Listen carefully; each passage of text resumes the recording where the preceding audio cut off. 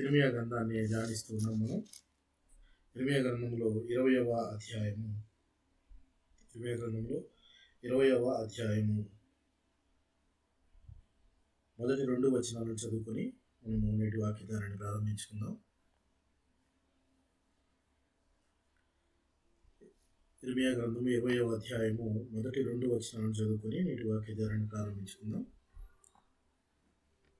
ఇర్మీయా ఈ ప్రవచనములను పలుకగా యెహోవా మందిరంలో పెద్ద నాయకుడును ఇమ్మేరు కుమారుడునగు పషూరను యాజకుడు విని ప్రవక్త అయిన ఇర్మీయాను కొట్టి యెహోవా మందిరమందున్న బెన్యామీను మీది గుమ్మముల వద్ద నుండు బొండలో అతనిని వేయించెను. చిన్న ప్రార్థన చేసుకుని వాక్యధారాన్ని కంటిన్యూ చేసుకుందాం. కృపా సత్య సంపూర్ణుడు అయిన మా ప్రియ పరలోకపు తండ్రి, పరిశుద్ధుడా, నీ పవిత్రమైన పాదాలు వందనాలు, వేలాది స్తుతులు, స్తోత్రములు తండ్రి. మరి ఒక దినము నాయన మా జీవితంలో అనుగ్రహించారు. అందరూ బట్టి మీకు వేలాది వందనములు చెల్లించుకొనిచున్నాం. గడిచిన దినములన్నీ కూడా నాయన నీ బలిష్టమైన రెక్కల చాటును మమ్మల్ని కాచి కాపాడి సజీవ లెక్కలో ఉంచారు. మీ సంకల్పం చొప్పున నాయన మీ సన్నిధిలో మేము ఇలాగ కూడుకొని మిమ్మల్ని స్తుతించి, అలాగే మీరు మా కొరకు దాచించిన లేఖనములను మేము ధ్యానించుకున్నట్టుకు ఇచ్చిన అవకాశాన్ని బట్టి మరొకసారి మీ కృతజ్ఞతలు చెల్లించుకొనిచున్నాం. మీ సన్నిధిలో కూడి వచ్చిన ప్రతి ఒక్క విశ్వాసిని, వారి కుటుంబాలను మీ కృప కలిగిన హస్తాలకు అప్పచెప్పుకొనిచున్నాం తండ్రి. మరి రావాల్సిన ఆశీర్వాదాలన్నీ కూడా నాయన మెండుగా దయచేయండి. అలాగనే ప్రభువా, రాలేకపోయిన వారిని కూడా జ్ఞాపకం చేసుకుని రావాల్సిన వారిని నాయన త్వరపడి చేయబట్టి నడిపించమని, అలాగే నాయన వాక్యం ప్రకటించబోచుండగా నాయన నన్ను నీ నోటి బూరగా వాడుకోమని ప్రార్థించి వేడుకొనిచున్నాం. మాలో ఏ జ్ఞానము లేకపోయినప్పటికీ నాయన మమ్మల్ని నిలువబెట్టుకొని మీరు వాడుకుంటున్న విధానాన్ని బట్టి మీకు వందనములు, స్తోత్రములు చెల్లించుకొనిచున్నాం తండ్రి. ఇంకను నాయన మేము బహుగా వాడబడుటకు మీ సహాయాన్ని మీ సన్నిధిలో అర్థిస్తూ ఉన్నాం. కృప చూపండి. అలాగే ప్రభా, కూడి వచ్చిన వారి విశ్వాసాల కుటుంబాలను నాయన మీ చేయూతను అందించండి. అలాగే నాయన వారి కోరికలను కూడా మీ చిత్తానుసారం తీర్చమని ప్రార్థించి వేడుకుంటూ, ముఖ్యంగా మేమంతా కూడా నాయన ఆత్మీయ జ్ఞానంలో దినదినము వృద్ధి పొందులాగున మీ కృపా సహాయములు మా అందించమని ఈ ప్రార్థన అంతా కూడా ప్రభు యేసుక్రీస్తు వారి అతి పరిశుద్ధమైన నామములో అడిగి వేడుకొనిచున్నాం తండ్రి. ఆమేన్. ఇర్మీయా గ్రంథము 40వ సెషన్లో ఉన్నాం మనం. ఈ 39వ సెషన్లో మనము కొన్ని విషయాలు మాట్లాడుకోవడం జరిగింది. ఏంటంటే 20వ అధ్యాయంలో మనకు కనపడుతున్న సన్నివేశం ఏంటంటే, ఇర్మీయా గారు చెప్పిన ప్రవచనాలన్నింటినీ బట్టి ఇప్పుడు ఆయన్ని కొట్టి శిక్షించడానికి ఒక బొందలో వేశారు అని చెప్పేసి ఇక్కడ మనం చూసాం. మనము లాస్ట్ సెషన్లో మాట్లాడుకుంది ఏంటంటే, ఇర్మీయా గారిని కొట్టవలసిన అవసరం ఎందుకు వచ్చింది, అప్పటి వరకు ఆయన చెప్పిన ప్రవచనాలు ఏంటి, ప్రవచనాలు ఆయన చెప్పిన మాటలు ఏంటి అని మనము ఒకసారి రివైజ్ చేసుకున్నాం. అందులో కూడా పూర్తిగా మనం రివైజ్ కాలేదు, కొంతవరకు వచ్చాం. దానికి ముందుగా ఇర్మీయా గ్రంథాన్ని మనం 4 భాగాలుగా విభజించవచ్చు అని మనం మాట్లాడుకున్నాం. మొదటి భాగము ఇర్మీయా గారి యొక్క పిలుపు, ఆ పిలుపు తర్వాత తనని ప్రత్యేకపరచడం, ఇర్మీయా గారిని తన సేవ నిమిత్తం, దేవుని సేవ నిమిత్తం. తర్వాత భాగం వచ్చేటప్పటికి చెప్పాను మీకు యూదా దేశము గురించి ప్రవచనాలు, యూదా దేశం గురించి ప్రవచనాలు చెప్పు. 3వ పార్ట్ వచ్చేటప్పటికి ప్రవచనాలు మిగిలిన దేశాల గురించి ప్రవచనాలు. 4వ పార్ట్ వచ్చేటప్పటికి యెరూషలేము నాశనము, యెరూషలేము ముట్టడి, ఇవన్నీ కూడా మనం చూస్తాం. ఇందులో మనము మొదటి పార్ట్ కంప్లీట్ చేసేసుకున్నాం. ఇర్మీయా గారిని దేవుడు పిలవటం, ప్రత్యేక పరిచయం చెప్పడం. ఎప్పుడు ఎన్నుకున్నానని చెప్పాడు ఇర్మీయా గారిని దేవుడు?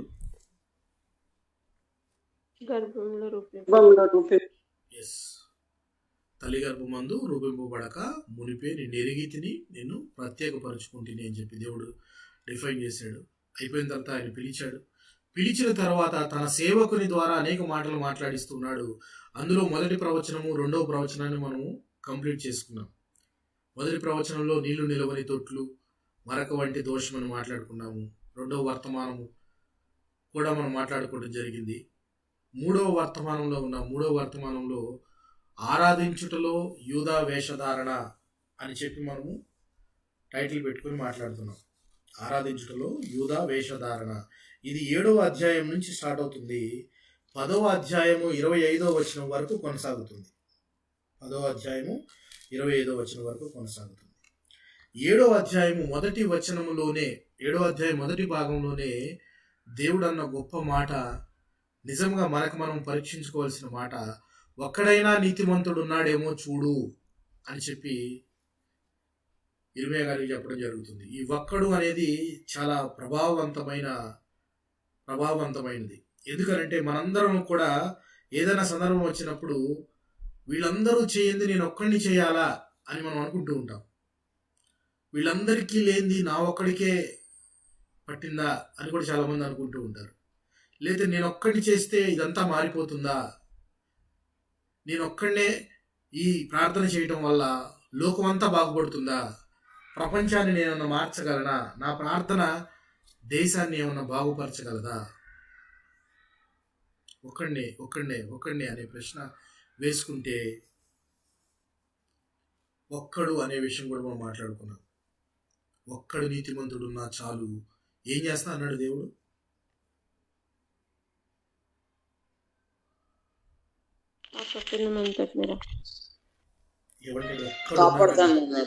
ఒక్క నీతిమంతుడున్నా అతని నీతిని బట్టి మిగిలిన మొత్తాన్ని యూదా దేశాన్ని కాపాడతాను, యూదా దేశాన్ని నాశనం చేయకుండా అడ్డుకుంటానని చెప్తున్నాడు. అంటే ఒక్కడు అనేది ఎంత ప్రభావవంతమైనదో చూడండి. ఆ ఒక్కడితోనే మొదలవుతుంది ఏదైనా కానీ. నేను ఒక్కడనే ప్రార్థన చేయాలా, నేను ఒక్కడనే పాట పాడాలా, లేకపోతే నా ప్రార్థనే వల్లే ఈ ప్రపంచం బాగుపడుతుందా? ఇప్పుడు యేసుక్రీస్తు ఎంతమంది? యేసుక్రీస్తు కూడా ఒక్కడేనండి కాదా? ఒక్కడే. నేను ఒక్కడనే ప్రాణం పెడితే ప్రపంచం అంతా కూడా ఇదవుతుంది అని అవ్వాలని అనుకుంటే మనం ఈ రోజున మనం రక్షించబడే వాళ్ళం కాదు.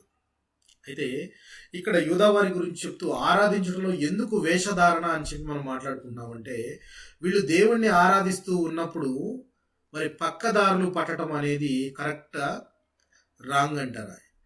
ఫర్ ఎగ్జాంపుల్, ఒక దేవుణ్ణి మనము ఆరాధిస్తున్నాము ఆత్మతోనూ సత్యముతోనూ, మరలా మరి ఒక మార్గం ఏదో కనపడితే ఆ మార్గంలో పోవడానికి మనం ప్రయత్నిస్తే అది వేషధారణ కాదా?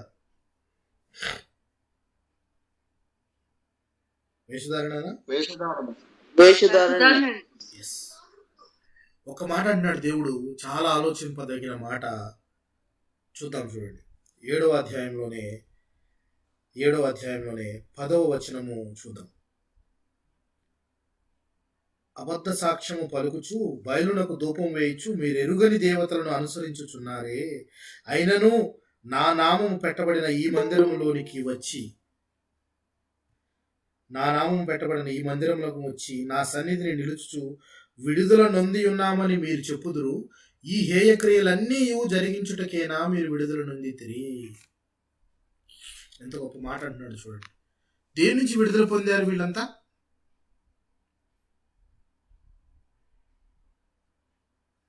దేవుడు ఏమంటున్నాడు ఇక్కడ? మాట ఏమంటున్నాడో గమనించారా మీరు? వాళ్ళంతా దేవుని మందిరంలోకి వచ్చి అంటున్నారట, నా సన్నిధి, దేవుని సన్నిధిలో నుంచొని విడుదల నొంది ఉన్నాము అని మీరు చెప్తున్నారు కదా, ఈ హేయక్రియలన్నీ చేయటానికే మీరు విడుదల నొందితిరా అంటున్నాడు. ఎక్కడి నుంచి విడుదల నొందారు వీళ్ళు చెప్పండి?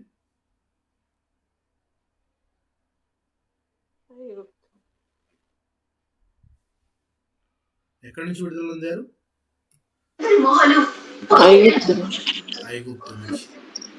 ఐగుప్తు నుంచి వీళ్ళు విడుదల నొంది వచ్చిన తరువాత దేవుని మందిరంలో నుంచొని మేము విడుదల నొంది ఉన్నాము అని చెప్పుకుంటూ అన్య దేవతలను అనుసరిస్తూ ఉన్నారు.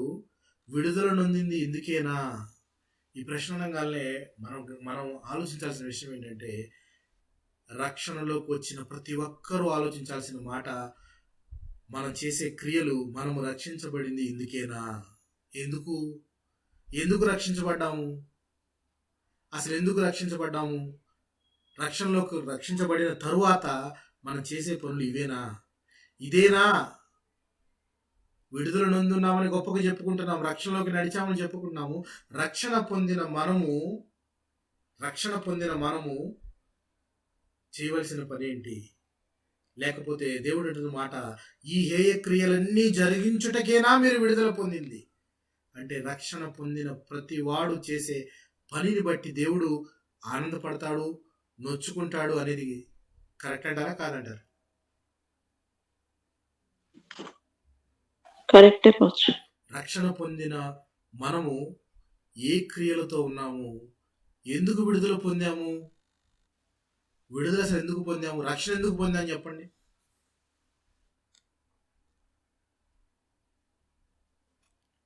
రక్షణ పొందవలసిన అవసరం ఉందా? ఉంది. మనం పాపం అనే దాస్యంలో, పాపం అనే దాస్యం నుంచి బయటికి రావడానికి రక్షణ కావాలి మనకి.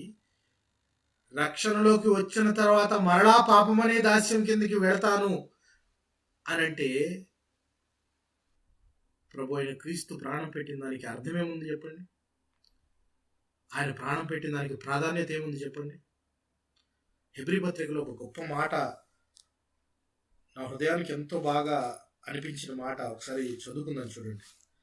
జాగ్రత్తగా మీరంతా కూడా చదవాలి. హెబ్రీలకు రాసిన పత్రిక 2వ అధ్యాయం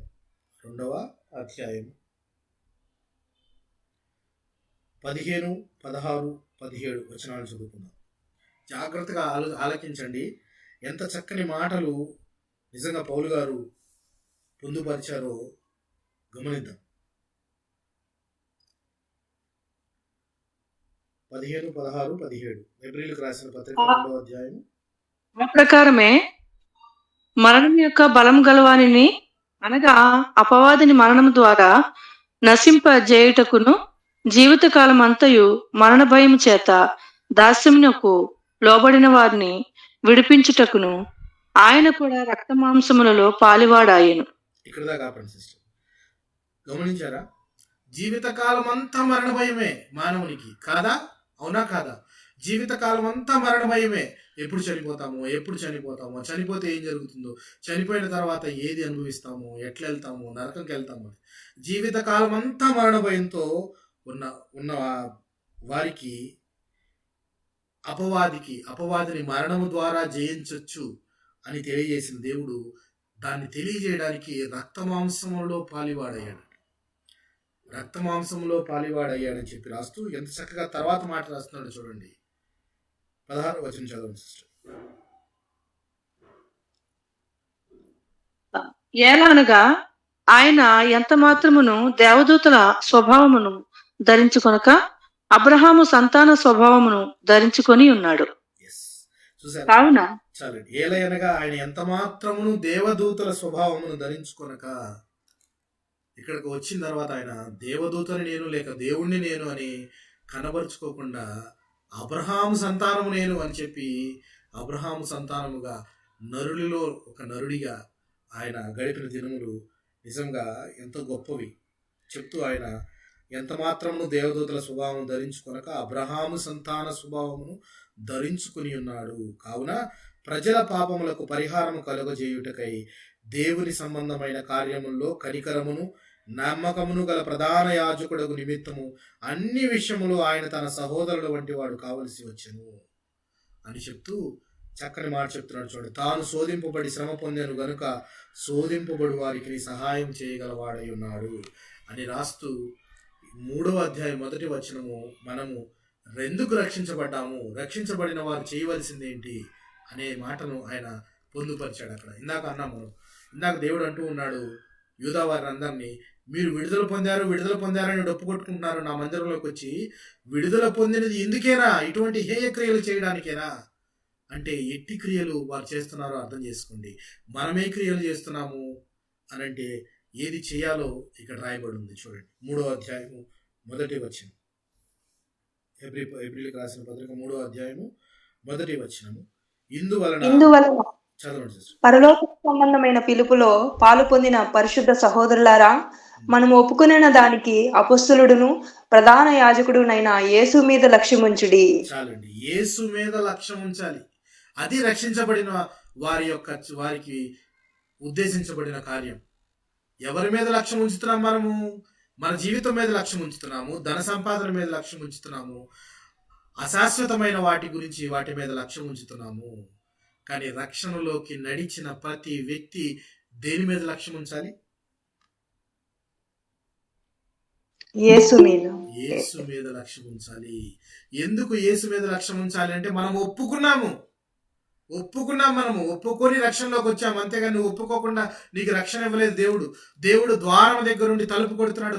ఆయన అడుగుతున్నాడు, రిక్వెస్ట్ చేస్తున్నాడు, లోపలికి రానా అని ఆయన పర్మిషన్ అడుగుతున్నాడు. కానీ నువ్వు నీ హృదయ ద్వారాలు తెరవకుండా ఉంటే ఆయన లోపలికి రాలేడు. When you are adamant, God is not going to come to your house and he is going to have a dine with you. నీతో కలిసి ఆయన భోజనం చేయాలని ఆశపడుతూ ఉంటే నువ్వు తలుపులు తీయకుండా కూర్చుంటే ఆయన రాలేడు.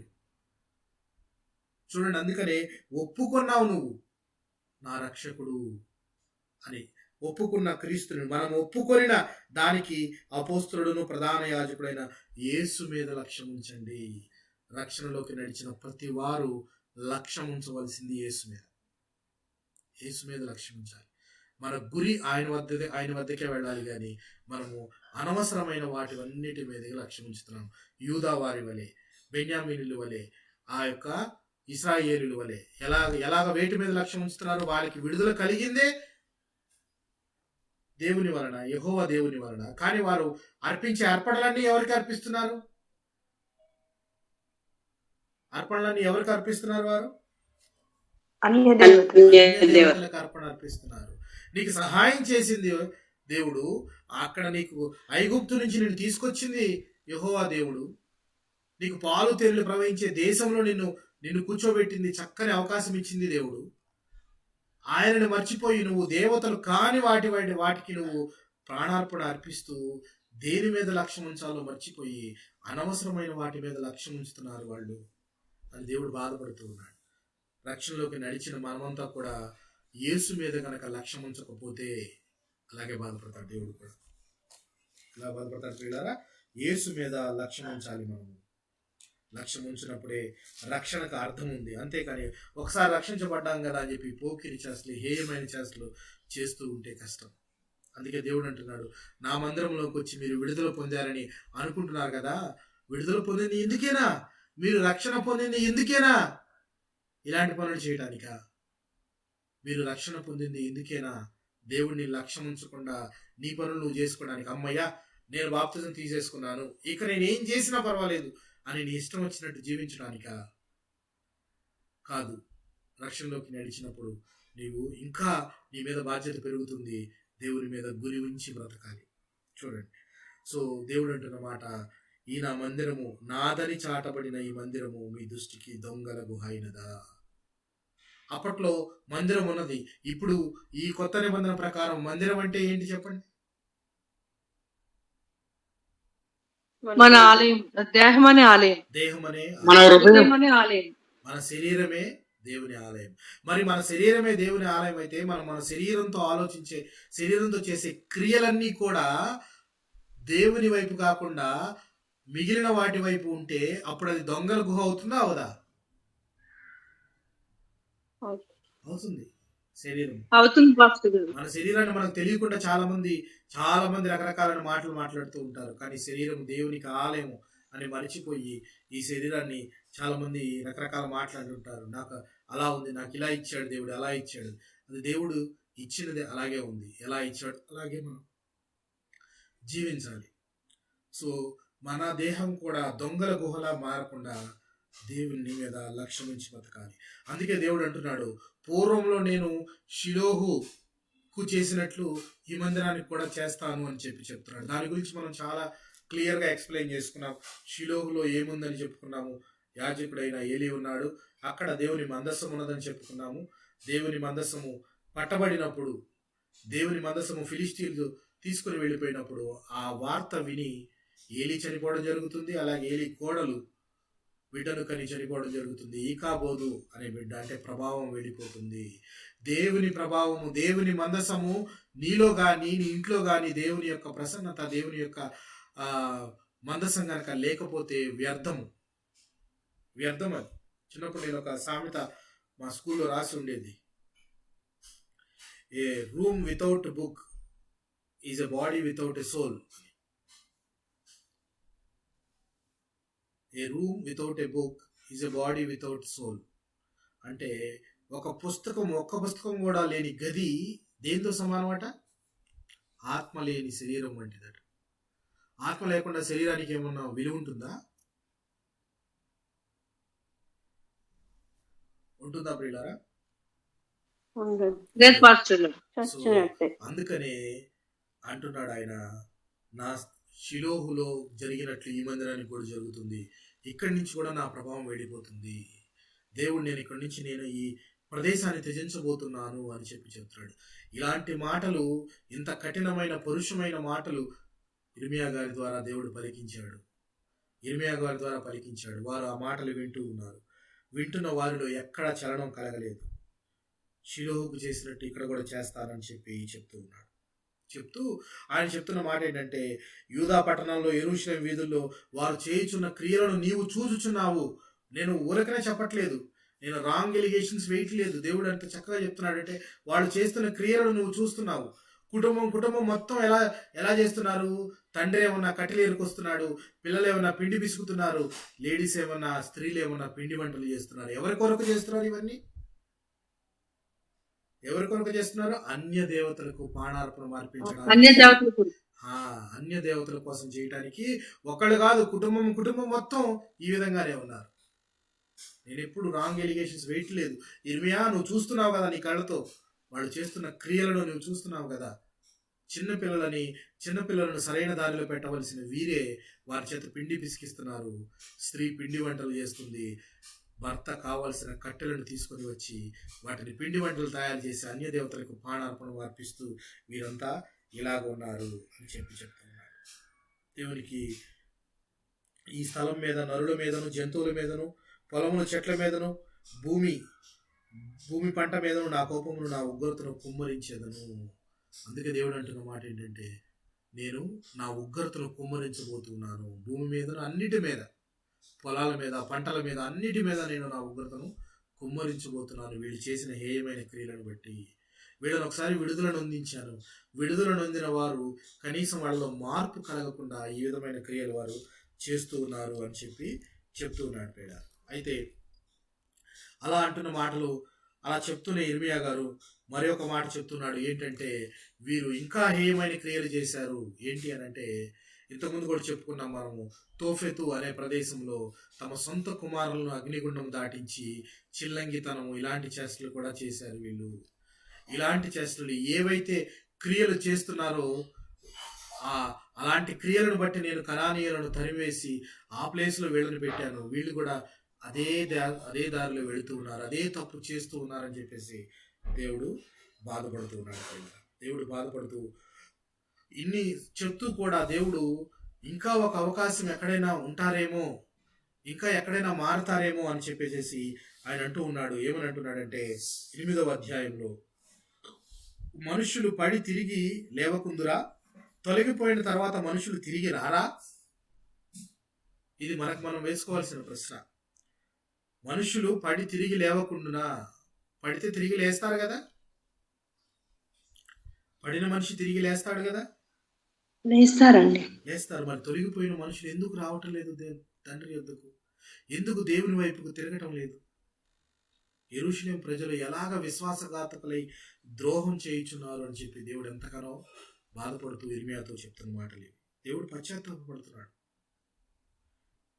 8వ అధ్యాయంలో మనం మాటలు చూడొచ్చు. నేను చెవియొగ్గి వారి మాటలు విని ఉన్నాను, పనికి మారిన మాటలు వారు ఆడుకొనిచున్నారు. నేనేమి చేస్తానని చెప్పి తన చెడుతనను గురించి పశ్చాత్తాపడేవాడు ఒకడునూ లేకపోయాను. ఒక్కడు కూడా లేడు. నేను చేసింది తప్పు, నేను ఈ విధంగా రాంగ్ చేస్తున్నానని చెప్పి దాని గురించి పశ్చాత్తాపడుతున్నవాడు ఒకడూ లేడు. ఎందుకంటే ఒకసారి పశ్చాత్తాపడ్డాను, నేను రక్షణలోకి వచ్చాను, చాలు నాకు ఇది అనుకుంటున్నారు. కానీ నేను పాపిని, నా కొరకు దేవుడు ప్రాణం పెట్టాడు. ఆయన ప్రాణం పెట్టిన దినమును ఆ యొక్క బాధను నేనంతా జ్ఞాపకం చేసుకోవాలనే సంగతిని మర్చిపోతూ ఉన్నారు. ఒకసారి నేను పశ్చాత్తాపడ్డాను, చాలు, దేవుడు నాకు రక్షణ ఇచ్చాడు, ఇక నేను ఎట్టి క్రియలు చేసినా కానీ ఏం బాధ లేదనుకుంటున్నారు. పశ్చాత్తాపడేవాడు ఒకడు లేడని చెప్పి దేవుడు ఎంతగానో బాధపడుతున్నాడు. బాధపడుతూ ఆయన చెప్తున్న మాట, ఈ జ్ఞానులు ఉన్నారే పోనీ సామాన్య ప్రజలకు తెలియదు, మరి జ్ఞానుల విషయం ఏమైంది? జ్ఞానులు ఉన్నారు కదా, మరి వారి జ్ఞానం ఏమైంది? వారు కూడా ఈ విధంగానే రాంగ్ ట్రాక్ లో నడుస్తున్నారే అని చెప్పేసి చెప్తూ, అందుకని గనులేమి అల్పులేమి అందరూ దారి తప్పిపోయినారు కాబట్టి వారిని శిక్షిస్తూ వారి భార్యలు నేను అన్యులకు అప్పగిస్తానని చెప్పి దేవుడు మాట్లాడుతున్నాడు. ఇదే ఆరాధించటంలో వేషధారణ అంటే. వేషధారణ అంటే నీవు వెళ్ళవలసిన గురి వేరు, నిన్ను కాపాడిన దేవుడు వేరు, నిన్ను రక్షించిన దేవుడు వేరు, నువ్వు పూజిస్తున్న దేవుడు వేరు. నువ్వు దేవుడు అనుకుంటున్నావు, కానీ అది రాయి అని చెప్పి నువ్వు తెలుసుకోలేకపోతున్నావు. అందుకే దేవుడు బాధపడుతూ, జ్ఞానము, మీ జ్ఞానం ఏమైంది అని చెప్పి బాధపడుతూ ఉన్నాడు. ప్రవక్తలేమి యాజకులేమి అందరూ కూడా వంచకులే. ఎంత గొప్ప మాట నడుచుండు. ప్రవక్తలు కానీ యాజకులు కానీ అందరూ వంచకులే, మోసగాళ్ళే అని చెప్పి చెప్తూ దేవుడు కోట్ చేస్తున్న మాట, అసలు సమాధానమే లేని చోట సమాధానం అని ప్రకటించే వారికి శ్రమ అని చెప్పి చెప్తున్నాడు. ఎందుకంటే ఇక్కడ ఇర్మియా గారు ఏమన్నా ఇలాంటి విపత్తు రాబోతుంది, ఇలా నాశనం కాబోతుందని చెప్తుంటే మిగిలిన ప్రవక్తలంతా ఏం చెప్తున్నారు? సమాధానమే, ఏం బాధపడబాకండి, ఏం భయపడకండి, దేవుడే మిమ్మల్ని శిక్షించడు, ఏం జరగదు, ఏమీ కాదు అని చెప్పి సమాధానం లేని చోట సమాధానం అని చెప్పి వాళ్ళు తమ ప్రజలను తప్పుదోవ పట్టిస్తున్నారు వీళ్ళంతా అని చెప్పి చెప్తూ ఉన్నాడు. అయితే దేవుడు అంటున్న మాట చూడండి ఒకసారి, ఈ 8వ అధ్యాయంలోనే మరి ఒక మాట దేవుడు అంటూ ఉన్నాడు, గిలాదులో గుగ్గిలము ఏమీ లేదా, అక్కడ ఏ వైద్యుడును లేడా, నా జనులకు స్వస్థత ఎందుకు కలగపోవచ్చున్నది. ఇంతకుముందు కూడా చెప్పాను నేను, గిలాదు అంటే దేనికి ఫేమస్ అని చెప్పాను నేను. గిలాదులో గుగ్గిలము అంటే ఏంటని చెప్పాను? Medicinal plants. గిలాదు అనే ప్రాంతంలో మందు అంటే medicinal plants, aromatic medicinal plants చాలా ఉంటాయి. ఆ యొక్క మూలికలతో ఆకులతో రకరకాలైన వైద్యం, ఎన్ని రకాలైన గాయాలైనా మాన్పచ్చు. కానీ ఇప్పుడు వీరికి కలగబోయే ఈ యొక్క సమస్య ఏదైతే ఉన్నదో దాన్ని తగ్గించడానికి గిలాదులో ఎలాంటి ఆకు లేదు, వైద్యుడును లేడు, వాళ్ళకి సమాధానం కలగజేయబోయే ప్రవక్త కూడా ఎవడూ లేడు. అందుకే గిలాదులో గుగ్గిలము ఏమీ లేదా అని ప్రశ్నిస్తున్నాడు దేవుడు. అలాగే అక్కడ ఏ వైద్యుడును లేడా, వైద్యులు కూడా హీల్ చేయలేని, వైద్యులు కూడా దాన్ని మాన్పలేని గాయమును దేవుడు వీరికి ఇవ్వబోతూ ఉన్నాడు. అంత గొప్ప గాయం వీరికి కలగబోతుంది అని చెప్పి చెప్తుండే ఈ మాటలని చెప్తున్నాడే కానీ ఇర్మియా గారికి మాత్రము కంటినీరు ఆగట్లేదు. వారి కోసం ఈయన దివారాత్రం ఈయన కన్నీళ్లు పెట్టుకుంటూ ఉన్నాడు. అరే ఎంత పని జరిగింది, ఇప్పటికైనా పడిపోయిన వారు తిరిగి చూడండి దేవుని వైపు అంటూ, నా జనులలో హతమైన వారి గురించి నేను దివారాత్రము కన్నీరు విడిచుచు నా తల జలమయంగాను నా కన్ను కన్నీళ్ల ఊటగాను ఉండునుగాక అని చెప్పి ఇర్మియా గారు ఎంతగానో బాధపడుతున్నారు. ఆ మాటలు చెప్పిన ఇర్మియా గారు అంత బాధపడుతున్నారు కానీ వింటున్న వీరు మాత్రం రాయిలాగా అలాగే ఉన్నారు. ఏ చలనము లేదు వాళ్ళను. ఎట్టి మాటలు చెప్పినా కానీ ఎలా ఉన్నారంటే మారకుండా. వాళ్ళ స్థితిగతులు ఎలా ఉన్నాయంటే చెప్పండి. క్రైస్తవులు అని మనం పిలిపించుకుంటాం, మనందరం క్రైస్తవులు అని అంటారు మనందరినీ. కానీ మనం పొరుగు వాడిని ప్రేమించాం, పక్కవాడి గురించి చాడీలు చెప్తాం, పక్క వాళ్ళతో కొండాలు పెట్టుకుంటాం, ప్లస్ అబద్ధ మాటలు మాట్లాడతాం, అసత్యాన్ని ఎక్కువగా ప్రేమిస్తాం, ప్లస్ ధనార్జనకి ఎక్కువగా మనం ఇంట్రెస్ట్ చూపిస్తాం, తిండికి ఎక్కువ ఆశ చూపిస్తాము. ఇలాంటివన్నీ కూడా చెప్పుకుంటూ మనం మళ్ళీ క్రైస్తవులు అని పిలుచుకుంటుంటాం. అప్పట్లోనే దేవుడు అంటున్న మాట, ప్రతి పొరుగువాడును కొండెములు చెప్పుటకై తిరుగులాడుచున్నాడు, సత్యమును పలకక ప్రతివాడును ఎలా ఉన్నాడు, తన పొరుగు వారిని వంచుచున్నాడు, అబద్ధములు ఆడుటను తన నాలుకకు అభ్యాసం చేసి ఉన్నాడు. నాలుగు నువ్వు ఏది అభ్యాసం చేస్తే అదే పలుకుతుందా, లేకపోతే నాలుగు ఏదైనా డిఫరెంట్గా పలుకుతుందా? అభ్యాసం చేసినదే పలుకుతుంది. Whatever you do practice, whatever the practice you do, give it to your tongue, that is going to be spelled out. నువ్వు ఏది అభ్యాసం చేస్తావో అదే పలుకుతుంది. అసత్యాన్ని అభ్యాసం చేస్తున్నావు. యెహోవాకు అసహ్యమైనవి 6 కలవు, 7 ఆయనకు హేయములే అని చెప్పి కొన్ని రాయబడి ఉంటాయి. అందులో అందులో ఏంటి 1, 2 వచనాలు చెప్పండి.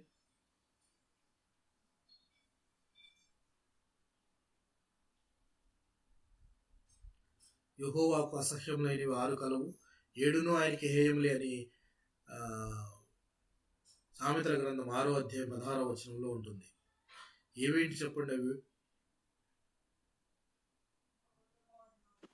అబద్ధంలాడు కళ్ళలాడు నాలుకపై ఉమ్, కీడును కల్పించుటకు పరిగెత్తు పాదం. yes. అందులో దుర్యోచన యోచించు హృదయం హృదయము, అహంకార దృష్టి, కళ్ళలాడు నాలుక, అబద్ధములాడే నాలుక అంటే దేవునికి అసహ్యము. దేవునికి అసహ్యం అని తెలిసినా కూడా మనం ఎందుకు ప్రాక్టీస్ చేస్తున్నామంటే అది వేషధారణ కాదా? దేవునికి ఇష్టం కాదని మనకు తెలుసు, అయినా కానీ దాన్ని మనం ప్రాక్టీస్ చేస్తూనే ఉన్నాం, దానిలోనే మనం జీవితం గడుపుతూ ఉన్నాం అంటే అది వేషధారణ కాదా? మళ్ళా దేవుడిని మనం అదే నాలుగుతో దేవుడిని స్తుతిస్తున్నాం, ఆయన్ని ప్రార్థిస్తున్నాం, అన్ని కోరికలు కోరుతున్నాం, కానీ ఆయనకి ఇష్టమైనవి మాత్రం మనము చేయటం లేదు. నాలుగుతో మనం రకరకాల అబద్ధాలు చెప్తూ అసత్యంలోనే బ్రతుకుతున్నాం. ప్రతివాడు తమ నాలుగుకి అసత్యాన్ని అభ్యాసపరచు ఉన్నాడని చెప్పి దేవుడు బాధపడుతూ ఉన్నాడు ప్రియులారా. అయితే యూదా పట్టణాన్ని పూర్తిగా నేను నాశనం చేస్తానని చెప్పి దేవుడు చెప్తూ ఆయన అంటున్న మాట 9వ అధ్యాయం 11వ వచనంలో, యెరూషలేము పాడు దెబ్బలుగాను నక్కలకు చోటుగాను నేను చేయుచున్నాను. నక్కలు ఉంటాయంటే ఇక మనుషులు ఉండే అవకాశం ఉండదు, అలాంటి ప్రదేశంగా చేస్తాను. యూదా పట్టణంలో నివాసి లేని పాడు స్థలంగా చేయుచున్నాను. ఈ సంగతిని గ్రహింపగల జ్ఞాని ఎవడు? దాన్ని వాడు తెలియజేయనట్లు యెహోవా నోటి మాట ఎవరికి వచ్చును? ఎవడునూ సంచరింపకుండా ఆ దేశం ఎడారి వలె ఏల కాలిపోయెను. ఎలా కాలిపోయాను అని చెప్పి వీరికి కారణాలు అడుగుతూ దేవుడు చివరికి అట్లీస్ట్ లాస్ట్ అవకాశం ఎవరికి ఇస్తున్నాడు తెలుసా? లాస్ట్ అవకాశం స్త్రీలకు ఇస్తున్నాడు. అట్లీస్ట్ వీళ్ళందరూ మాట వింటలేదు, కనీసం స్త్రీలారా మీరైనా మాటేనండి అని చెప్పి స్త్రీలకు అవకాశం ఇస్తున్నాడు దేవుడు. చూడండి, ఇదే అధ్యాయం 9వ వచనంలో 9వ అధ్యాయంలో 20వ వచనం చూద్దాం. స్త్రీలారా యెహోవా మాట వినుడి, మీరు చెవియొగ్గి ఆయన నోటి మాట ఆలకించుడి. మీ కుమార్తెలకు రోదనము చేయ నేర్పుడి, ఒకరికొకరు అంగలార్పు విద్య నేర్పుడి. వీధులలో పసిపిల్లలు లేకుండాను, రాజమార్గములలో యవ్వనులు లేకుండాను వారిని నాశనం చేయుటకై మరణము మన కిటికీలను ఎక్కుచున్నది, మన నగరులలో ప్రవేశించుచున్నది. యెహోవా వాక్కు ఇదే. నీవీ మాట చెప్పుము. చేల మీద పెంట పడినట్లు, పంట కోయి వాని వెనుక పిడికిళ్ళు పడినట్లు ఎవడునూ సమకూర్చకుండా మనుష్యుల శవములు పడును, వాటిని కూర్చు వాడెవడునూ లేకపోవును. చూసారా, ఇక స్త్రీలతో చెప్తున్నాడు దేవుడు వీళ్ళందరితో, స్త్రీలారా మీరు చెవియొగ్గి ఆలకించండి అని చెప్తూ ఇక అవకాశం లేదు. అట్లీస్ట్ మీరు మీ పిల్లలకైనా ఏడవటం అయినా నేర్పించండి, అంగలార్పు విద్యనైనా నేర్పించండి, ఒకరికొరకు అంగలార్పు అయినా నేర్పించండి, అంగలార్పును నేర్పించండి. ఎందుకంటే వీధుల్లో పసిపిల్లలు కాదు కదా, యవ్వనులు కాదు కదా, ఎవ్వరూ లేకుండా నిర్మానుషంగా అందరూ కత్తివాత చేత హతం చేయబడే విధంగా జరగబోతుంది.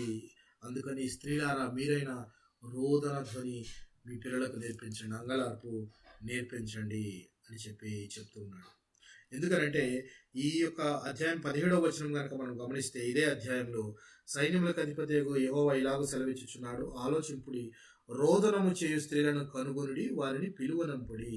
తెలివిగల స్త్రీలను కనుగొని వారిని పిలువనంపుడి. తెలివిగల స్త్రీలను కనుక్కోండి అని చెప్తున్నాడు. ఎందుకంటే వారికి అంగలార్పు విద్య నేర్చుకుంటే వాళ్ళు ఇంకొకరికి నేర్పిస్తారు. అంగలార్పు అనేది నిజంగా అంటే ఒకరు చనిపోతే వారి గురించి చేసే రోదన ధ్వని అని స్త్రీలకు చెప్తూ దేవుడు అంటున్న మాట ఏంటంటే, ఇదే అధ్యాయంలో 9వ అధ్యాయంలో అసలు అతిశయపడటము అనేది మీరు దేన్ని చూసి అతిశయపడుతున్నారు? మీ జ్ఞానమును బట్టి లేక మీ శౌర్యమును బట్టి అతిశయపడుతున్నారేమో, జాగ్రత్తగా చూసుకోండి. జ్ఞానము ఎవరిచ్చేది? జ్ఞానానికి ఆధారం ఎవరు? దేవుడే. క్రీస్తు. దేవుడే. ఇంకా దేని చూసి అతిశయపడతాం మనము? జ్ఞానము అంటే మనకున్న జ్ఞానం కాకుండా శౌర్యము అంటే మనకున్న శక్తి బలాలను బట్టి, లేక మన దగ్గర ఉన్న టాలెంట్ని బట్టి. మనం జనరల్గా ప్రతివాడు అతిశయపడేది తన దగ్గర ఉన్న టాలెంట్స్ని బట్టి అతిశయపడుతుంటాడు. బట్ కానీ ఎవరికి ఏ పని చేయాలన్నా ఆ టాలెంట్ ఇచ్చింది మాత్రము దేవుడే. అది మనకి లేఖనాల్లో కూడా మనం చూద్దాం మాట. నిర్గమాకాండము 35వ అధ్యాయం 35వ వచనం కూడా 35 చాలా మార్లు మనం చదువుకున్నాం ఈ మాట. 35వ అధ్యాయం 35వ వచనం. చెక్కువాడేమి, చిత్రకారుడేమి, నీలధూమ్ర వర్ణములతోనూ సన్ననారతోనూ బుటా పని చేయువాడేమి, నేతగాడేమి, చేయు సమస్త విధములైన పనులు అనగా ఏ పని అయినను చేయు వారి యొక్క విచిత్రమైన పని కల్పించు వారి యొక్క పనులను చేయునట్లు ఆయన వారి హృదయములను జ్ఞానముతో నింపి ఉన్నాడు. ఈ రోజున గొప్పగా ఫీల్ అయిపోయే సివిల్ ఇంజనీర్స్ కానీ, మెకానికల్ ఇంజనీర్స్ కానీ, ఒక ఇల్లు కట్టేవాడు కానీ, లేక దానికి ప్లాన్ వేసేవాడు కానీ, ఒక సాఫ్ట్వేర్ ఇంజనీర్ కానీ, ఇదంతా నా జ్ఞానంతో నేను ఒక సామ్రాజ్యాన్ని నిలబెట్టానని అతిశయపడతారేమో. కానీ ప్రతి టాలెంట్, ప్రతి మనిషికి అది చేసే జ్ఞానాన్ని ఎవరిస్తున్నారు? దేవుడే. దేవుడే ఇస్తున్నాడు. గుర్తుపెట్టుకోవాలి మనం అతిశయపడుతుందని. అంటే ప్రతిదీ దేవుడు కలగజేసిందే అయితే నీదేముంది అసలు? నీది అసలు ఏమీ లేదు. నరుని లక్ష్య పెట్టడానికి అసలు నరుడు ఏ పాటి వాడు? దేవుడు అంటున్న మాట, తన యెషయా గారు కూడా అంటున్న మాట, తన నాసికారంధ్రంలో జీవవాయువు కలిగిన నరుని లక్ష్య పెట్టడానికి అసలు నరుడు ఏ పాటి వాడు? అసలు నరుని దర్శించడానికి, దేవుడు దిగిరాడానికి అసలు నరుడు ఏ పాటి వాడు? కేవలం ప్రేమించాడు దేవుడు అనే కానీ లోకానికి రావటం కానీ, లేకపోతే అసలు నరుడు ఏ పాటి వాడు? మనం చేసిన బొమ్మ, ఫర్ ఎగ్జాంపుల్ మీ చేత చేయబడిన ఒక బొమ్మ మీతో తిరిగి మాట్లాడుతూ మిమ్మల్ని ధిక్కరిస్తూ ఉంటే ఎలా ఉంటుంది? ఎలా ఉంటుంది? బాధ. ఒక వ్యక్తి తన ఇంట్లో వాళ్ళ మదర్ చనిపోయిందని చెప్పేసి ఒక సముద్రం దగ్గరికి వెళ్ళి కూర్చొని దేవుణ్ణి బాగా బండబూతులు తిడుతుంటాడు. విపరీతమైన మాటలు మాట్లాడుతూ ఉంటాడు దేవుడి గురించి. నా తల్లిని తీసుకొని వెళ్ళిపోయామని చెప్పేసి విపరీతమైన మాటలు మాట్లాడుతూ ఉంటాడు. ఈ మాటలు మాట్లాడడానికి ఈయన డైరెక్ట్గా దేవుణ్ణి మాట్లాడాలి అని అంటే గాలిలో మాట్లాడాల్సి వస్తుందని చెప్పేసి ఈయన ఇసుకతో ఒక బొమ్మ చేసుకుంటాడు. ఎవరు? ఆ తిట్టే మనిషి ఒక చిన్న బొమ్మని మట్టితో తయారు చేసుకొని తన చేత్తో ఆ బొమ్మని చేత్తో పట్టుకొని ఆ బొమ్మను చూస్తూ తిడుతుంటాడు. నువ్వు అసలు దేవుడివేనా? నా తల్లిని ఇలా తీసుకొని వెళ్ళిపోయావు, చంపేశావు, అలా చేసావు, ఇలా చేసావు తిడుతూ ఉంటే ఒక వ్యక్తి అటు నుంచి వెళుతూ అతను అడుగుతాడు, ఎందుకు నువ్వు దేవుణ్ణి ఇలా దూషిస్తున్నావు? ఎందుకు ఈ విధంగా బాధపడుతున్నావు? ఏంటి అని అంటే, ఇలా నా తల్లి చనిపోయింది, నా తల్లికి ఏం వయసు అయిపోయిందని, ఆమె ఇంకా మా యొక్క సెటిల్మెంట్స్ కానీ ఇవన్నీ ఏమి చూడలేదు, ఆమె ఇంతకాలం మా కొరకే కష్టపడుతూ ఉంది, ఇప్పుడు మేమేదో ₹1 సంపాదించి మేము సుఖపెడదామనుకునే సమయానికి ఆమెను ఎత్తుకుని వెళ్ళిపోయాడు. ఇంత స్వార్థపరుడు దేవుడు, ఇంత భయంకరమైన మనిషి, ఆయనకి జాలే లేదు, హృదయం లేదు అని చెప్పి తిడుతూ ఉంటాడు. ఇక ఆ మనిషి అంటాడు, ఆ దారిని వెళుతున్న మనిషి ఇతను అడుగుతాడు అనమాట, కరెక్టే, మీ అమ్మ చనిపోయింది కరెక్టే, కానీ నువ్వు ఆ బొమ్మను ఎందుకు తిడుతున్నావు అని అడుగుతాడు. బొమ్మను ఎందుకు తిడుతున్నావు అని అంటే అప్పుడు అంటాడు, ఈ బొమ్మ నేను తయారు చేసుకున్న బొమ్మ నా ఇష్టం, నేను తిట్టుకుంటాను, దాన్ని చిదం కొడతాను, లేకపోతే నీళ్ళలో ఇసిరేస్తాను, అది నా ఇష్టం, నువ్వెవరు అడగడానికి అని అన్నాడంట ఆ బూతులు తిట్టే వ్యక్తి. అప్పుడు ఆ దారిని వెళ్ళే వ్యక్తి అన్నాడంట, నీవు చేసుకున్న మట్టితో చిన్న బొమ్మ మీదే నీకింత అధికారం ఉంటే మరి ఆయన చేసిన బొమ్మలం కదా మనమంతా, మరి దేవుడు చేసిన బొమ్మలమేనా మనమంతా కాదా? దేవుడు చేసిన బొమ్మలమేనా? మరి నేల మంటితో మనని దేవుడు ఒక బొమ్మలాగా నిర్మించి ఆయన ఆత్మను మనకిచ్చాడు. మరి ఆయన తయారు చేసుకున్న బొమ్మల మీద అధికారం ఆయనకుంటుందా మనకుంటుందా? ఆయనకి. ఆయనకే ఉంటుంది, చిన్న దేవునికే బొమ్మ ఉంటుంది. చిన్న బొమ్మ విషయంలోనే నువ్వు మట్టితో చేసుకున్న దానిలోనే నువ్వు ఇంత అధికారం చూపిస్తుంటే తాను చేసిన బొమ్మల మీద అధికారం తనకుండదా అని చెప్పి అతను అంటాడు అనమాట. దేవుడు చేసిన ప్రతి పనిలోనూ ఒక అర్థం ఉంటుంది. అయితే అతనికి ఒక టాస్క్ అప్పు చెప్తాడు అనమాట. ఏమనంటే, నువ్వు పని చేయి, మీ ఊరిలోకి వెళ్ళు, మీ ఊరిలోకి వెళ్ళి ఊరిలో ప్రతి ఇంటికి వెళ్ళి ఎవరి ఇంట్లో చావు లేదో ఆ ఇంట్లో నుంచి గుప్పెడు బియ్యం తీసుకొని రా అంటాడు. గుప్పెడు బియ్యం తీసుకొని రా అంటే ఊరంతా తిరిగి సాయంకాలానికి కాళ్ళు చేతులతో వస్తాడు అతను. ఎందుకు చెప్పండి? చావులేని ఇల్లు ఉండదు కాబట్టి. చావులేని ఇల్లు ఉండదు కాబట్టి. అది అతనికి తెలియాలని చెప్పేసేసి ఈయన చేసిన పని ఏంటంటే, చావు అనేది నీ ఇంటికి ఒక్కదానికే కాదు, అందరికీ కలగబోయేదే. మరి దానికి నువ్వెందుకు ఇంతగా రియాక్ట్ అవుతున్నావు? ఏదో ఒక దినము మనమందరము విడిచి వెళ్ళవలసిన వారమే. దేవుడు తాను చేసుకున్న బొమ్మల మీద తన అధికారం ఉంది ఆయనకి. అట్లాగా అని చెప్పి పంపిస్తాడు. సో మనమే అసలు ఏ పాటి వారము? ఒకళ్ళు తయారు చేస్తే, దేవుడు తయారు చేస్తే మనం నడుస్తున్నాము. మన జ్ఞానం ఆయన ఇచ్చిందే, మన శక్తి ఆయన ఇచ్చిందే, మన బలము ఆయన ఇచ్చినదే. ప్రతిదీ ఆయనచే నడవబడుతున్నది. మనం ఆధారపడుతున్న ప్రతిదీ, వాన కానీ, ఎండ కానీ, పొలం కానీ, కొండ కానీ, మెట్ట కానీ, అన్నీ కూడా ఆయనచే సృజించబడినవే. మనం ఆయన లేకుండా చేయలేము. మనం దేన్ని బట్టి మరి అతిశయపడతాము? మానవుడు దేన్ని బట్టి అతిశయపడుతూ ఉన్నాడు? మీరు అతిశయపడకండి అని చెప్పి దేవుడు గొప్ప మాట ఇందులో చెప్తాడు. పడతాం కనుక జరిగితే అది దేవుడిని బట్టే అతిశయించాలి అని చెప్పి చెప్తూ దేవుడు చెప్తున్న మాట, ఇశ్రాయేలీయులందరూ హృదయ సంబంధమైన సున్నతిని పొందిన వారు కనుక రాబో దినముల్లో సున్నతి పొందియు సున్నతి లేని వారి వలె నుండు ఐగుప్తీయులను, యూదావారిని, ఎదోమీయులను, అమ్మోనీయులను, మోయాబీయులను వీరందరినీ నేను నాశనం చేస్తాను అని చెప్పి చెప్తాను. మీకు ఇబ్బంది కలిగించిన వారిని అందరినీ కూడా నేను నాశనం చేస్తాను, వాళ్ళని కూడా ఏమి వదిలిపెట్టను అని చెప్పేసి ముందు సున్నతి, మీకు హృదయ సంబంధమైన సున్నతి మీకు ఇంపార్టెంట్ అని చెప్పి చెప్తూ ఉన్నాడు ప్రియులారా.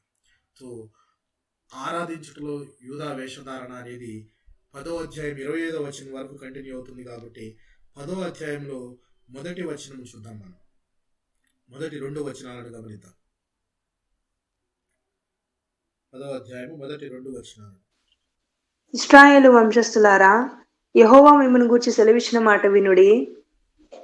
యెహోవా సెలవిచ్చుచున్నదేమనగా, అన్యజనముల ఆచారములను అభ్యసించుకుడి. ఆకాశమందు అగపడు చిహ్నములకు జనములు భయపడును, అయితే మీరు వాటికి భయపడకుడి. మీరు వాటికి భయపడకుడి. ఇది మనం ఇంతకుముందు కూడా ఎక్స్ప్లెయిన్ చేసుకున్నాం.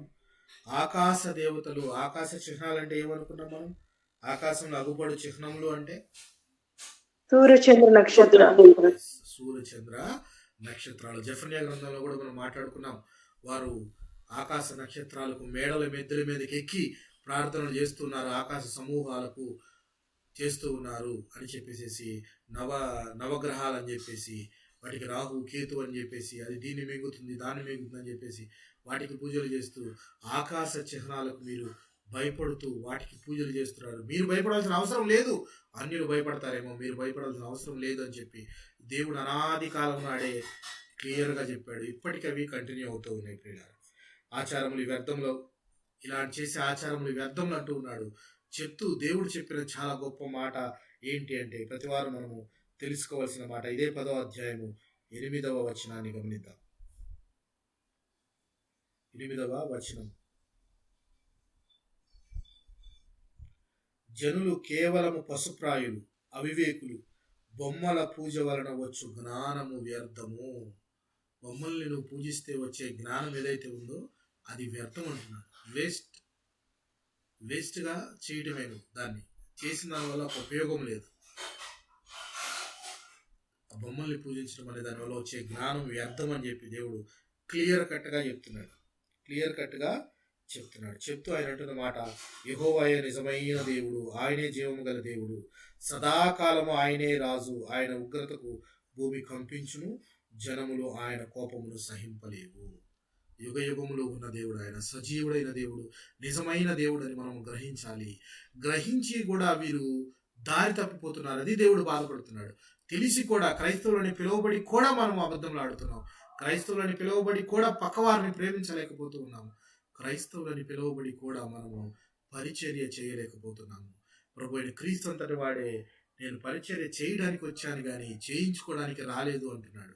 కానీ నేటి దైవజనులు కానీ నేటి సంఘ కాపురులు కానీ సేవ చేస్తే చేయించుకోవడానికి చాలా సిద్ధంగా ఉన్నారు. ఒకరు ఆయన వస్తే ఒకరు వాటర్ బాటిల్ తీసుకొస్తారు, ఇంకోటి తీసుకొస్తారు, ఇంకొకళ్ళు అయితే కాళ్ళ బూట్లు షూ తీసుకొచ్చి అయ్యగారు వేసుకోండి, అయ్యగారు ఇచ్చేయండి అది అని చెప్తుంటారు. పరిచర్య చేయడానికే తను వచ్చానని చెప్పిన ప్రభు అయిన క్రీస్తును మనం ప్రకటిస్తున్న మనము పరిచర్య చేయించుకుంటున్నాం. ఇది కరెక్ట్ అంటారా?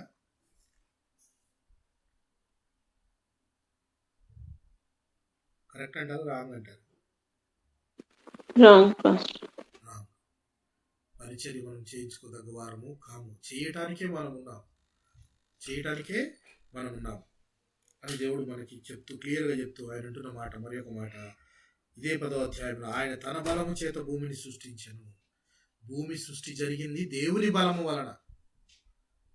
తన జ్ఞానం చేత ప్రపంచమును స్థాపించెను. ప్రపంచమంతా కూడా ఇప్పుడంతా సైంటిస్టులు కొట్టుకుంటూ ఉన్నారు, ఎలా స్టార్ట్ అయింది, there must be some object behind this, ఏదో ఒకటి ఉంది వెనక, సూపర్ న్యాచురల్ పవర్ ఏదో ఉంది, అది అన్నిటినీ నడిపిస్తుంది, వెనక ఏదో ఉంది అనుకున్నాడు. అదే దేవుడు. అది క్లియర్గా ఇక్కడ చెప్తున్నాడు. ఆయన తన బలము చేత భూమిని సృష్టించెను, తన జ్ఞానము చేత విశాలపరిచెను, ప్రపంచమును స్థాపించెను, తన ప్రజ్ఞ చేత ఆకాశమును విశాలపరిచెను. ఆయన ఆగ్నేయగా జలరాశులు ఆకాశ మండలంలో పుట్టును, భూమి అంత భాగంలో ఆయన ఆవిరి ఎక్కజేయును. వర్షం కురవటము, భూమి పంటలు పండటము, ఎవ్రీథింగ్ దేవుని వలనే కలుగుతుంది అని చెప్పి దేవుడు క్లియర్ కట్గా చెప్తూ ఉన్నాడు. అన్నీ నేనే చేస్తున్నప్పుడు, అన్నిటికీ మీరు నా మీద ఆధారపడవలసినప్పుడు మీరు ఎందుకు పక్క దారులు పడుతున్నారు, ఎందుకు పక్కకు వెళుతూ ఉన్నారు? దేవుడు కాని వాటిని, దేవతలు ఆయన వాటిని బొమ్మలను పూజిస్తూ మీరు ఎందుకు తప్పుదోవ పడుతూ ఉన్నారు అని చెప్పి దేవుడు వాళ్ళని చెప్తూ ఉన్నాడు. అలాగే పోత పోసినది ఎప్పుడు కూడా దేవుడు కాలేదు అని చెప్తూ ఉన్నాడు. చూడండి, తెలివి లేని ప్రతి మనుష్యుడు పశుప్రాయుడు, పోతపోయి ప్రతివాడును తాను చేసిన విగ్రహమును బట్టి అవమానం పొందుచున్నాడు. అతడు పోత పోసినది మాయారూపము, అందులో ప్రాణమేమీ లేదు. పోత పోసింది అంటే ఏంటి? మనం తయారు చేసిన బొమ్మలో ప్రాణం లేదు. దాన్ని ఎందుకు మరి దాని వైపు చూస్తూ మీరు పూజలు చేస్తూ, అర్పణలు అర్పిస్తూ, ఈ అభిషేకాలు చేస్తూ ఉన్నారు? అందుకని దేవుడు అంటున్నమాట, మీరు వీటి నుంచి తొలగండి అని చెప్తూ, గుడారం చిరిగిపోయిన, నా తాళ్లనియు తెగిపోయిన, నా పిల్లలు నా యొద్ద నుండి తొలగిపోయి ఉన్నారు, వారిక లేరు. ఇక మీదట నా గుడారం వేయుటకును నా తెరలు ఎత్తుటకును ఎవడనూ లేడు. ఇక దేవుని గుడారం ఉండదు అంటే దాని అర్థం, గుడారం తీసేయడం అంటే అర్థము అక్కడ ఎరుషలేము మందిరం అంతా కూడా, ఆ పట్టణం అంతా కూడా నాశనం కాబోతుంది అని దేవుడు చెప్పకనే చెప్తూ ఉన్నాడు ప్రియులారా.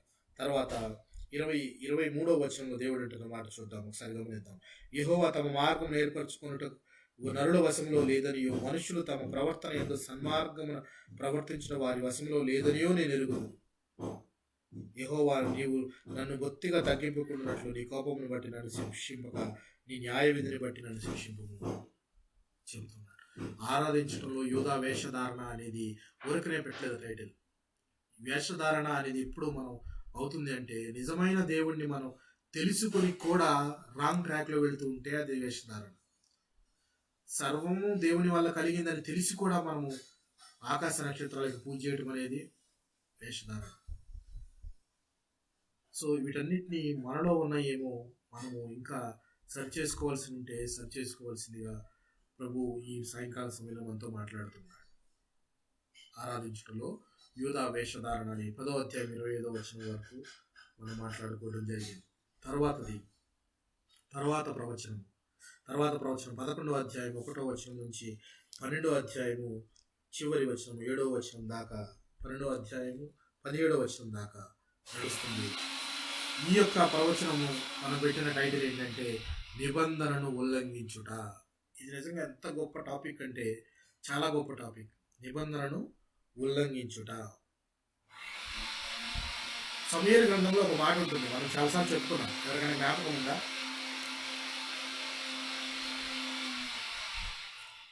సమూయేలు గ్రంథంలో దేవుడు ఒక మాట మాట్లాడతాడు, సమూయేలు ద్వారా ఒక మాట మాట్లాడిస్తాడు.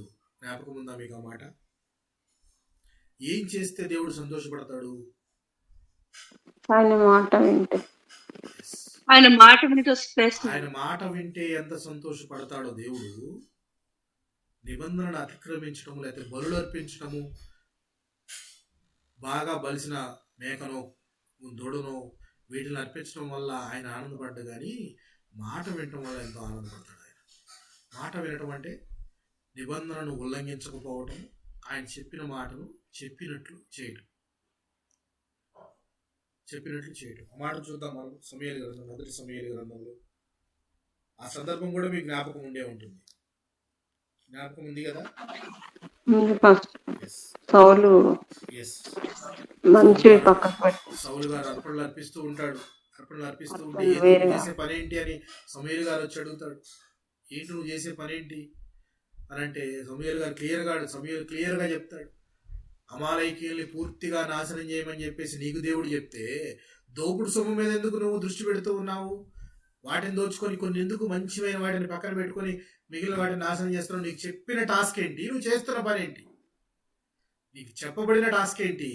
అమాలేకీయులను పూర్తిగా నాశనం చేయమనే పనిని నీకు దేవుడు అప్పగిస్తే నువ్వేం చేస్తున్నావు? దోపుడు సొమ్ము మీద ఆశపడి దాన్ని దాచిపెట్టుకుంటున్నావు. దానివల్ల ఏం జరిగింది ఫ్యూచర్లో నేను అంతకుముందు కూడా చెప్పాను. దానివల్ల జరిగిన ప్రమాదం ఏంటి చెప్పండి? అమాలేకీయుల రాజును పూర్తిగా నాశనం చేయకుండా వదిలివేయటం వల్ల జరిగిన అగాగీయుడైన హామాను అనే వ్యక్తి వచ్చి యూదా వారందరినీ కూడా, ఎస్తేరు గ్రంథంలో మనం చదవచ్చు, యూదులు అని పిలువబడేవారు ప్రతి వారిని చంపడానికి ఒక తాకీదు తీసుకొస్తాడు, ఒక డిగ్రీ. అది కనుక గవర్నమెంట్ ఆర్డర్, అది ఆ ఆర్డర్ అన్ని నగరాలు కనుక వెళ్ళిందంటే యూదులు కనపడితే మొత్తాన్ని చంపేస్తారు. యూదా రాజ్యం మొత్తం, యూదులు మొత్తం సర్వనాశనం అయిపోయే స్థితికి హమాను అనే అతను చేస్తాడు. అతను ఎవరు? అగాగీయుడు. ఈ అగగు అనే రాజు ఇక్కడ సౌలు గారు విడిచిపెట్టడం వల్ల కొన్ని వందల సంవత్సరాల తర్వాత యూదా గోత్రానికి కానీ మిగిలిన యూదులని పిలువబడే ప్రతి వారికి ప్రమాదకరంగా మారింది. అది నిర్లక్ష్యం. దేవుడు చెప్పిన మాటను ఉల్లంఘించడము, పాటించకపోవడం ఒకటైతే, రాంగ్గా ఇంకొకటి తనకు నచ్చిన ప్రకారం ప్రవర్తించడం అన్నమాట. దేవుడు చెప్పింది ఏంటి? చెప్పింది చేయకపోవటము, చేయకుండా పక్కన ఉండటం వేరు, ఇంకొకటి రాంగ్ చేయడం వేరు. నిబంధనను ఉల్లంఘించడం. నిబంధన నేను మీకు చెప్పాను లాస్ట్ టైం కూడా, మనము ఒక దానిలో చెప్పుకున్నాం. బాప్తిజం మనం ఎందుకు తీసుకోవాలి అనే టాపిక్లో నేను చెప్పాను. ఎందుకు తీసుకోవాలి? ఆయన ఇచ్చిన ఆజ్ఞ. అది నిబంధన. ఆయన సర్వలోకములకు వెళ్ళి సర్వ సృష్టికి సువార్త ప్రకటిస్తూ ప్రతి వారిని శిష్యులుగా చేయండి అని చెప్పి దేవుడు చెప్పాడు. చెప్పి నేనే సంగతులను మీకు బోధించాను, ఆ సంగతులను వారికి బోధించండి అని చెప్పి, అది ఆయన చెప్పిన పని మనం చెయ్యాలి. కాబట్టి నిబంధనను అతిక్రమించకూడదు. కాబట్టి మనం బాప్తిజం తీసుకోవాలి. ఎందుకు తీసుకోవాలి అనే టాపిక్లో నేను చెప్పాను. సో అది నిబంధన, దేవుని నిబంధనను అతిక్రమిస్తే దేవుడు ఎంతో బాధపడతాడు. ఆ మాటను చూడండి. మొదటి సమూయేలు గ్రంథం 15వ అధ్యాయం 22వ వచనాన్ని చదువుతున్నాడు, గమనించండి. 22వ వచనం. అందుకు సమూయేలు తాను సెలవిచ్చిన ఆజ్ఞను ఒకడు గైకొనుట వలన యెహోవా సంతోషించున్నట్లు ఒకడు దహన బలులను అర్పించడం వలన ఆయన సంతోషించునా? ఆలోచించుము. బలుడు అర్పించుట కంటే ఆజ్ఞను గైకొనుటయు, పొట్టేళ్ల కొవ్వు అర్పించుట కంటే మాట వినుటయు శ్రేష్టము. మాట వినటం అనేది చాలా గొప్ప. మనం వింటున్నామా? మన జీవితంలో మనము దేవుని మాట వింటున్నామా? ముందు మన తల్లిదండ్రుల మాటే మనం వినటానికి ఇష్టపడం. కొద్దిగా ఏజ్ రాగానే, యంగ్ ఏజ్ యూత్లోకి రాగానే తల్లిదండ్రులు చెప్పే మాటలన్నీ కూడా మనకి ఒక రకమైన ఇవిగా కనపడతాయి. చెప్తూనే ఉంటారులే ఇవన్నీ అని చెప్పేసి అతిక్రమించడం. తల్లిదండ్రులు ఏమైనా చెప్తే తల్లిదండ్రుల మాటను కొట్టివేయడం. ఇంటికి రా, ఇన్ని గంటలకి చదువుకో, ఇన్ని గంటలకు లేవు అంటే చెప్తారులే అవన్నీ ధిక్కరించడం. ఆజ్ఞను అతిక్రమించడము దేవునికి ఇష్టం లేని పని. సో ఇక్కడ దేవుడు చెప్పిన మాటను వీడు నిబంధనను ఉల్లంఘించారు యోధావారు అని చెప్పి దేవుడు ఎంతో బాధపడుతున్నాడు. చూడండి ఇర్మియా గ్రంథంలో 11వ అధ్యాయం నుంచి స్టార్ట్ అవుతుంది ఆ యొక్క ప్రవచనము. 12వ అధ్యాయం 17వ వచనం వరకు ముగుస్తుంది. 11వ అధ్యాయంలో ఆయన చెప్పిన మాట చూడండి. జ్ఞాపకం చేస్తున్నాడు. ఇనప కొలిమి లాంటి ఐగుప్తును నుంచి నేను మిమ్మల్ని తీసుకొని వచ్చాను. ఎందుకు ఇనప కొలిమి అని అన్నాడో నేను ఆ రోజున మీకు వివరించాను. జ్ఞాపకం ఉందా ఎవరికైనా?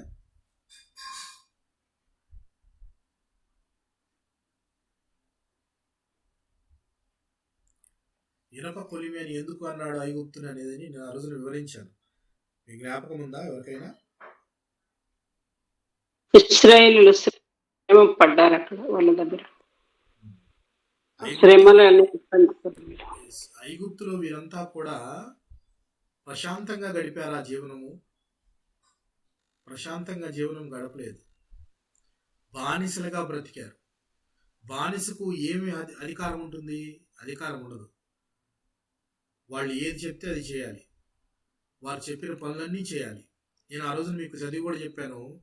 ఫరో చనిపోయిన తర్వాత యోసేపును ఎరుగని రాజు ఒక ఆయన రాజుగా అయ్యి వీరంతా ఇశ్రాయేలీయులు జనసంఖ్యలో ఇంత పెరిగిపోతున్నారు, ఇది ప్రమాదమేమో అని చెప్పేసి వారి చేత కొన్ని పట్టణములు కట్టించుకున్నాడట.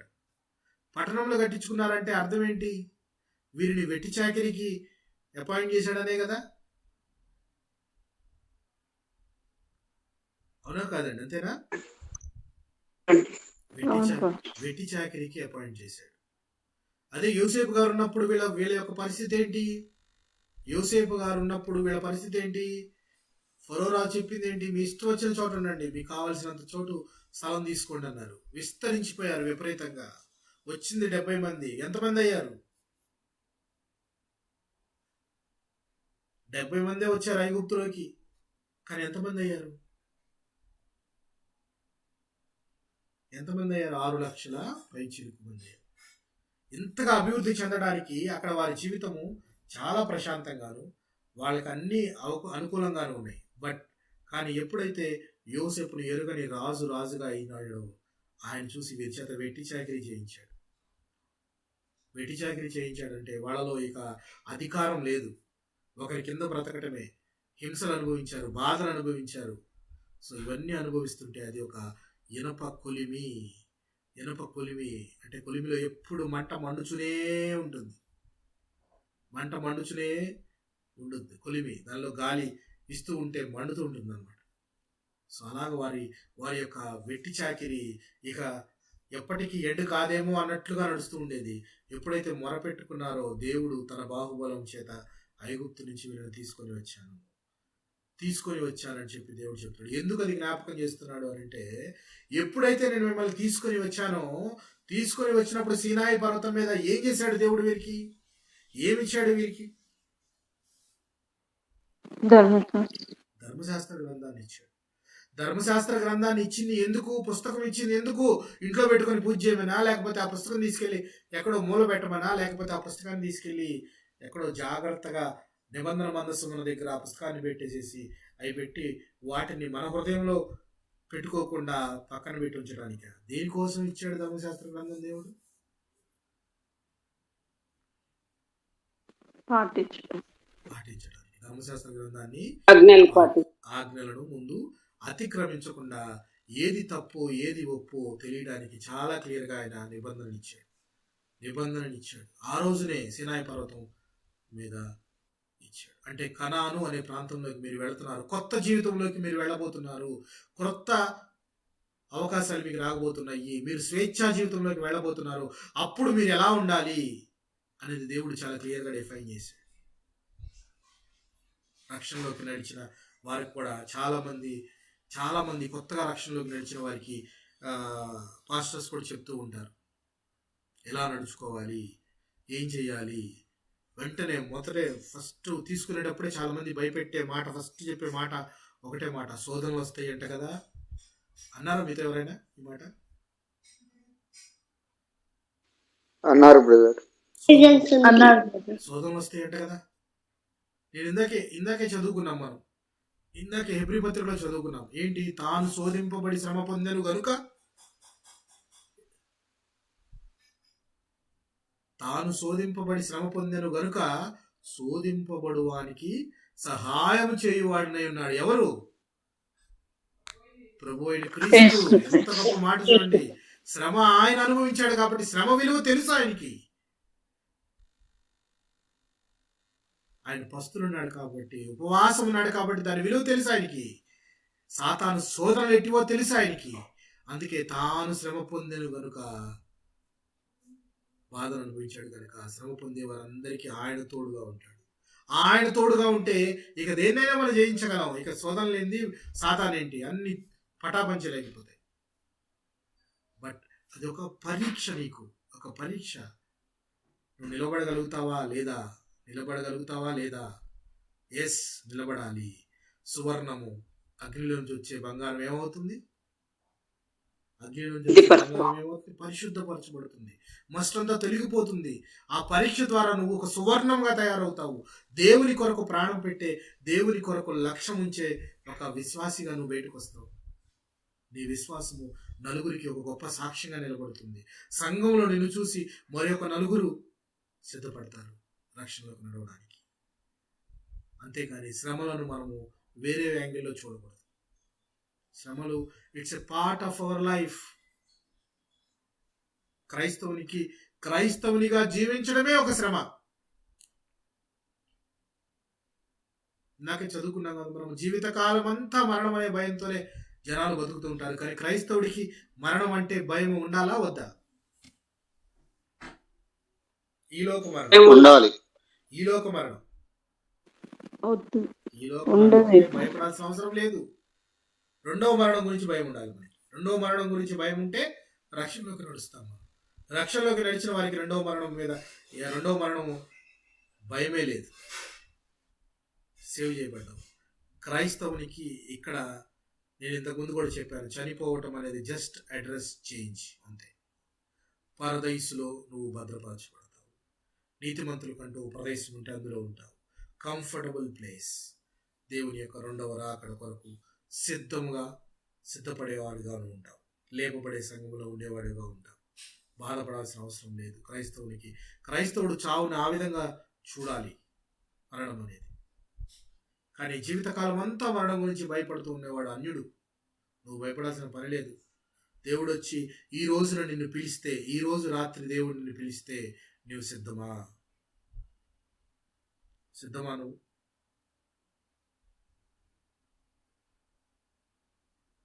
సిద్ధమా కాదా? మీరు అందరూ చెప్పండి. ముగించుకుందాం. సిద్ధమే.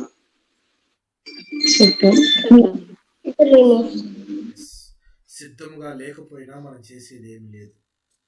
బట్ సిద్ధము అని మనము గట్టిగా చెప్పాలంటే రక్షణలోకి నడిస్తే మనం సిద్ధము. ఎందుకంటే ఏది మన చేతిలో లేదు.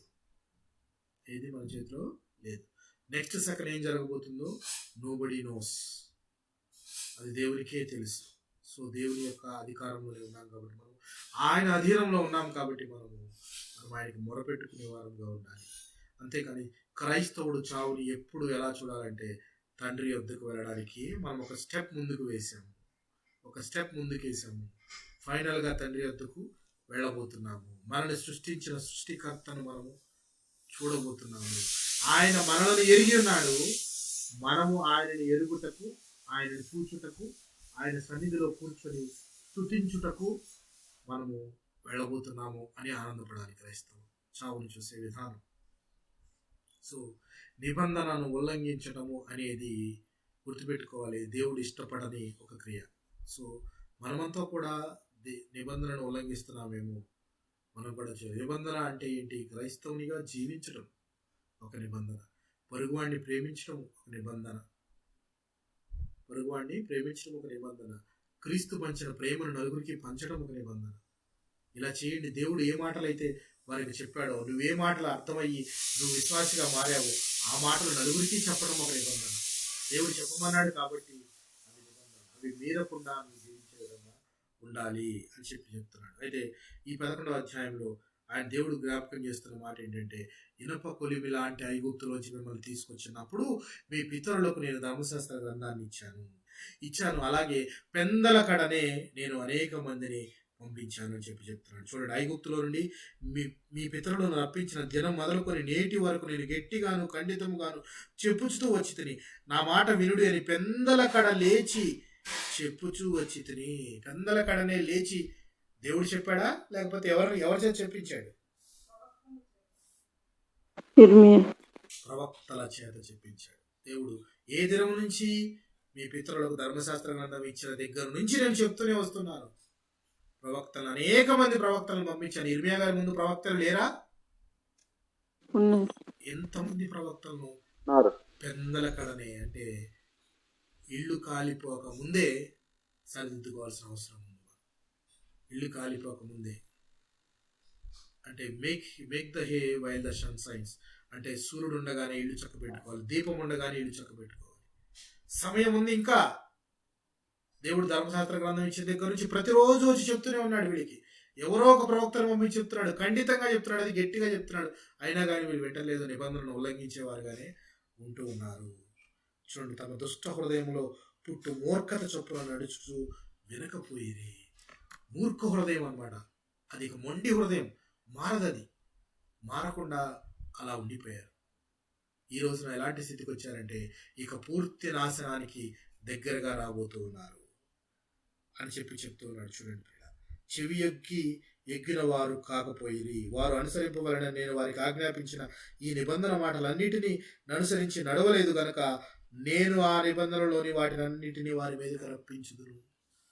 ఈ మాట కూడా చెప్పాడు దేవుడు. నిబంధనలు పాటించండి అని చెప్పిన దేవుడే ఈ నిబంధనలు పాటించకపోతే మీ మీదకి ఏం జరుగుతుందో కూడా చెప్పాడా లేదండి? చెప్పాడా? చేప ఏం చెప్పాడు? నిబంధనలు కనుక పాటించకపోతే ఏమని చెప్పాడు? దూరము నుండి మీ మీదకి ఒక జనము రప్పించేదను. అది బలమైన జనము, పురాతనమైన జనము, దాని భాష నీకు తెలియదు. వారి అమ్ముల పొది, తెరిచిన సమాధి. ఎవరి గురించి చెప్తున్నాడు ఇవన్నీ? బబులోనీయుల గురించి. నిన్ను శిక్షించడానికి నేను ఒక సాధనానికి, ఒక అస్త్రాన్ని తయారు చేశాను, ఒక బాణాన్ని తయారు చేశాను. ఎవరా బాణము? బబులోనీయులు. వారి అమ్ముల పొది, తెరిచిన సమాధి. అంటే అమ్ముల పొది అంటే ఏంటి?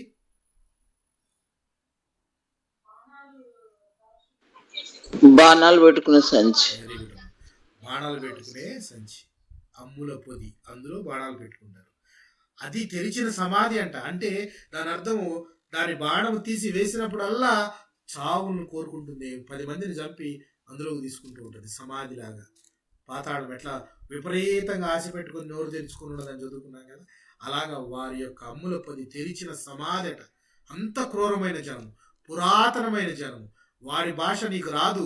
నువ్వు అయ్యో అమ్మో కుర్రో అన్నా కూడా, నాకు దెబ్బ తగులుతుంది, బాధ కలుగుతుంది అన్నా కూడా వాడు వినడు. ఏం చేస్తాడు వాడు? వారందరూ బలాఢ్యులు. వారు నీ పంట, నీ ఆహారం నాశనం చేస్తారు. నీ కుమారులను నాశనం చేస్తారు. నీ గొర్రెలను, నీ పశువులను నాశనం చేస్తారు. నీకు ఆశ్రయముగా ఉన్న ప్రాకారం గల పట్టణములు కూడా కత్తి చేత పాడు చేస్తారు వాళ్ళు. ఆయనను ఆ దినములో నేను మిమ్మల్ని శేషం లేకుండా నశింపచేయను. ఇదే యెహోవా వాక్కు. ఎంత గొప్పవాడబ్బా దేవుడు నిజంగా. ఇన్ని చెప్తున్నాడు, చివరి మాట అంటున్నాడు, అయినా కానీ మిమ్మల్ని నేను వదిలిపెట్టను అంటున్నాడు. ఇన్ని చేసినా కానీ, ఇంత నాశనం చేసినా కానీ నేను మాత్రం మిమ్మల్ని పూర్తిగా నాశనం చేయను, మిమ్మల్ని నేను విడిచిపెట్టను అంటున్నాడు. నిజంగా ఎంత గొప్ప దేవుని మాట చూడండి. నాశనాన్ని కలగజేస్తానని దేవుడే, నేను మీకు తిరిగి పునరావాసం కలగజేస్తానని చెప్తున్నాడు. ఈ నిబంధనను ఉల్లంఘించడం తర్వాత మనకు వచ్చేది కూడా, తర్వాత వచ్చే ప్రవచనం కూడా నెక్స్ట్ వీక్లో మాట్లాడుకుంటాం మనం.